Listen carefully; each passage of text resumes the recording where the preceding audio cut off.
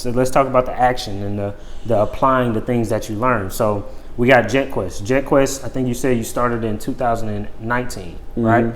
So how did you get into that? Like, what were the steps that you took? You created basically a travel agency business. Yeah, more of a travel club. Travel club. How did you do that? I just wanted to. Okay. I just wanted to. Let's get real. Because when a lot of times I hear interviews and people are like, man, I just worked hard and I just did what are some tangible things that you did? But like literally I just decided to do it. I literally just had an Instagram account, made an email and a Cash App account, and I started promoting a trip. And that was it? Yeah, that was how I started. So it's as simple as you got the desire and you took the action and you basically just made it happen. Now, given this shit could have ended up very bad. Like when you said that, I thought of Jaquan. Teen drinking is very bad. Right. Yeah. No, it could have ended up very bad. I mean, and that's the thing. Like, you can't even think about that stuff. Like, you can't even think about what could go wrong. It's good to have people on your team who do. Some at a certain point, like, because you even don't want to have people on your team who are thinking about what could go wrong in a pessimistic way. If you have people on your team who are thinking about what's going wrong, you need to tell them to shut up unless they're coming to you with the solution to what could go wrong or the preventative measure to prevent what could go wrong. Like, don't come to me with, yo, this might not work. Come to me with like, okay, we need to do this just in case this did happen. Like, I'll take those things. But like, I'm the person who's like, let's do it now. Let's make it happen. Yeah. Because at the end of the day, the people who you see win are the ones who jump off the cliff and find a way to fly on the way down. Like, they're not worried about the what ifs as they're starting. They're just starting, or else they would have never started. But anyway, so after I, was in that other company, I really attached a lot of my identity with that company. Like, I had to I had attached my really major life goals with using that as a tool. So obviously it was a good almost year just kind of figuring out what I was going to do next. In the meantime, I started a media company and had like between 5 to 10 clients for the whole year, and just doing marketing, social media marketing and branding for these different companies, right? Fast forward, I was like, you know what, man? I did not know how to scale it at the time. I didn't understand like a lot of things that I could have done to scale that marketing agency. And I just ended up partnering with a guy named Ced Hutchinson. Shout out to Ced. Ced, a late, great legend. He's passed away, but he helped organize a trip and asked me to help him put it together. I probably brought about half the people. Ced brought the other half. Ced and Cassie brought like a good half of the people. And we did a trip to Thailand where Ced started his company eventually after that, and I ended up starting JetQuest right after that. And so it was just like, you know what? That's after that Thailand trip, I then did the Colombia trip, which had over 45 people on it. But like I said, all I did from the Thailand trip, started promoting Colombia. I didn't even have the money to put down for the house. What I told this is some free game right here. This is what people got to do. Like, when you can sell, like I said, all sales is communicating an idea. So what I told the owner of this house, this 22 bedroom mansion in a different country who's never seen me, I communicated with him, hey, I host big trips with, this many blankety blank people. Can you block off these dates? I'm collecting payments starting next month. I'll be able to pay you the first quarter of the money by this date. If I don't have it by this date, just cancel the booking. Like, it's far out enough for you to not really be bothered by that, right? Yeah. And he was down to do it. Now we've done 2 trips, and I've referred 2 or 3 other people to do group trips at this man's house. He's made at least $70,000 from me.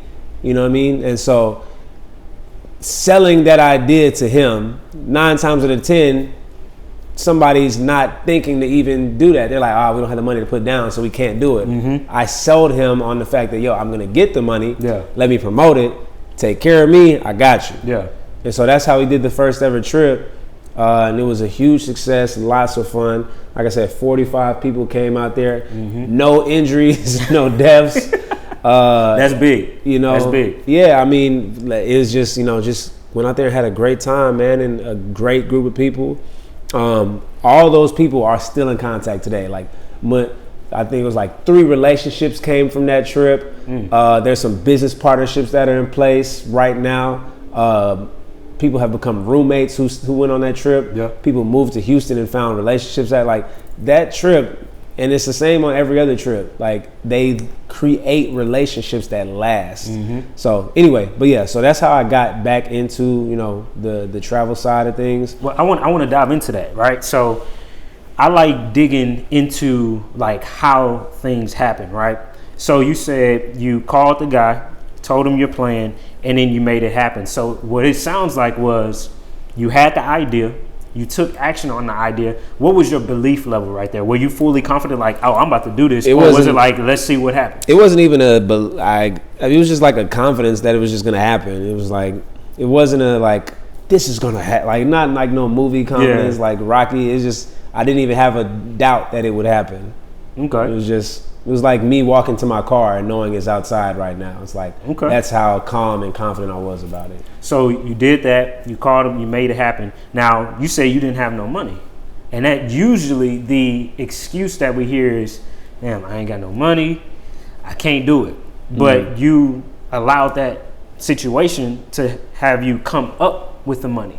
So how did that process come about? You didn't have the money. Let's just paint the picture. $0 in your bank account. It wasn't zero, but it wasn't. The house is 5 bands a night, so I didn't have that. Yeah. Okay. Well, just painting the picture wise, $0 in the account, like zero balance.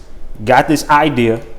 You put the things in place. Now, I don't know if you want to give game. I don't know if you want to tell everybody the game to get people to come, but like, how did you be able to sell or communicate your idea with other people to come along on this trip with you? Well, I mean, we use Instagram, we use social media. I got friends to help me promote this. I made flyers, social media flyers. I paid a videographer to make a like 30-second video clip with like B-roll. So we had like a video that like said Jet Quest and the dates on it and the price, and it just like showed clips of Colombia that wasn't ours or us. And we posted that, and once we started getting like the first couple of people to book, we would promote the people who had booked, and it just took, and we had a good chunk of time, as a rollout. So I think like maybe 4 or 5 months before the actual trip started, and then a payment plan also. So it's like, I think we did the trip for $800, which was way too cheap. We did it way too cheap the first ever trip. We should have definitely did $1,200. So people paid y'all $800 for the trip? Yeah, each. Okay, gotcha. Yeah. Man, okay. And that's how it happened. And there's different size rooms in that house. So like some people paid $800, got the master suite. Yeah. And some people paid $800 and did not get the master suite. Yeah. So, and none of that rooms are bad. But it was just, it was just the first trip. Yeah. So as the results of it, you see it was a success.